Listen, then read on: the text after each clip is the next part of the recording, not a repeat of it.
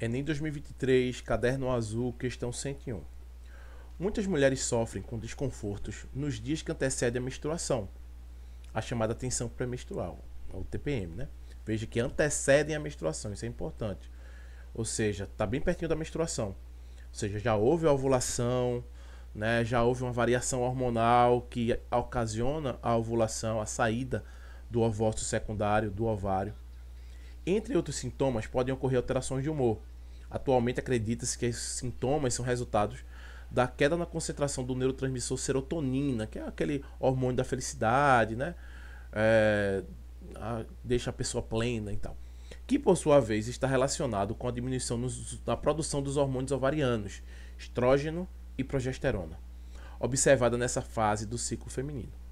E aí vem a pergunta: a redução da produção desses hormônios nessa fase está relacionada com o quê? Né? Para a gente poder responder essa pergunta, é importante relembrar isso aqui, ó, tá? Os gráficos e as variações hormonais ao longo do ciclo menstrual. Então, houve a menstruação, acabou a menstruação. O que é que acontece aqui?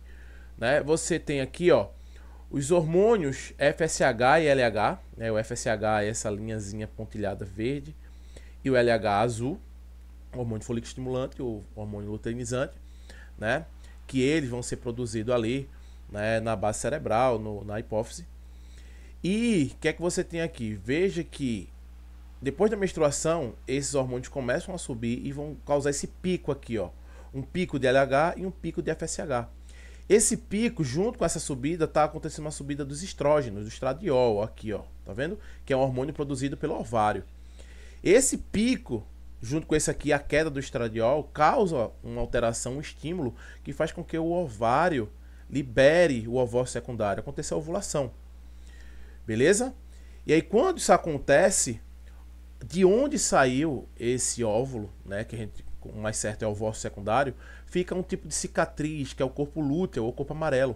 E isso aqui estimula ainda mais a produção dos hormônios ovarianos. Quais são? Esses dois aqui, ó, hormônios ovarianos, que é o estradiol, os estrógenos, e a progesterona. Isso aqui estimula cada vez mais para que o endométrio do útero fique cada vez mais receptivo ao embrião. Então ele vai ficar cheio de vasos, né? Vai ficar com uma certa intumescência. Beleza? E aí o que é que acontece? Veja que à medida que quando isso aqui sobe, os hormônios LH e FSH caem. Por quê? Porque esse é um feedback negativo. Quando os hormônios ovarianos sobem, eles inibem a produção dos hormônios LH e FSH. Só depois que acontecer a menstruação, e olha aqui, ó, olha a queda que vai acontecer agora, começa a acontecer uma queda dos hormônios ovarianos, que é o que ele falou. Essa queda desses hormônios vai causar menstruação, então você está chegando aqui no TPM. E o ovário que tinha o corpo lúteo, esse corpo lúteo começa a regredir e vira o corpo albicans, o corpo branco, tá certo? Quando tem a gravidez, o que é que acontece? Esse ovócito secundário ele vai ser fecundado pelo espermatozoide. E ele vai se fixar aqui, ó, no útero, nesse período, a gente chama janela de implantação, e aí ele vai começar a produzir um hormônio, que é o HCG, né, a gonadotropina coriônica humana. E esse HCG que vai se espalhar no corpo da mulher, no sangue, né, causa os enjoos da gravidez, né, esses hormônios aqui que caem não vão cair, porque o HCG vai estimular o ovário a continuar a produção. Isso aqui vai ser subindo, vai subir, vai só ir aumentando a cada semana que passa de gravidez. Então os hormônios, né, progesterona e os estrógenos, o estradiol, vão subindo. E aí não acontece a menstruação e a mulher percebe que está grávida. Quando ela faz o exame de sangue, né, ela detecta o HCG no sangue dela, na urina dela também, que é o exame de farmácia. Não é? Então veja que o que causa a menstruação é a queda desses hormônios ovarianos. Beleza? Então, tendo entendido isso aqui, vai acontecer a menstruação. Como os hormônios ovarianos caíram, eles não vão mais conseguir inibir a produção de FSH e LH. Então ele vai começar a subir de novo esses hormônios para dar o pico, né, lá no dia 14, mais ou menos, tomando como dia 1 fim aqui, né, da menstruação, mais ou menos. E aí você vai ter a ovulação. Beleza? Então, respondendo a pergunta, isso está relacionado com a regressão do corpo lúteo, como eu tinha falado. Vamos voltar aqui. O corpo lúteo, ele ia manter a produção desses dois hormônios. Só que o corpo lúteo vai regredir, ó, vai virar um corpo albicans.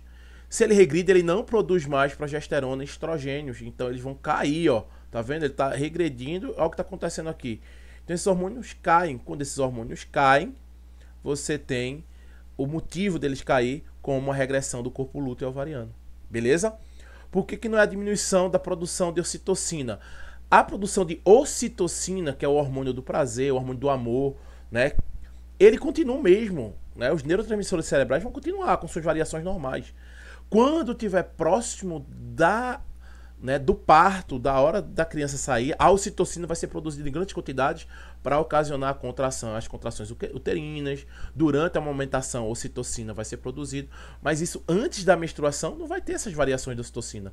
Veja que ele falou aqui que há queda na concentração do neurotransmissor serotonina, mas ele não falou em momento algum de ocitocina. Tá? Vocês depois tem que dar uma revisada nos neurotransmissores humanos. Liberação do gameta feminino na ovulação. Já aconteceu lá atrás, olha aqui, ó. Aconteceu aqui.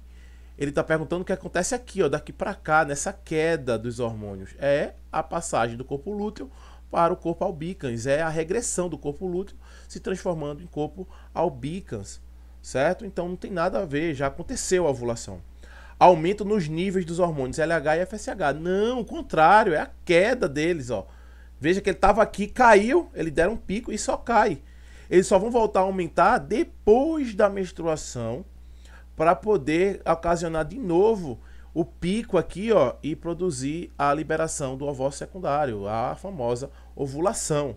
Beleza? Então não há aumento de LH e FSH durante a menstruação ou na TPM.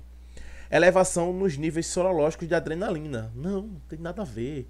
A adrenalina, ela se mantém normal. Você vai ter um aumento nos níveis sorológicos da adrenalina se você der um susto na pessoa. Se a pessoa vê um leão correndo atrás dela, e ela vai ter, com certeza, uma elevação nos níveis sorológicos de adrenalina, né?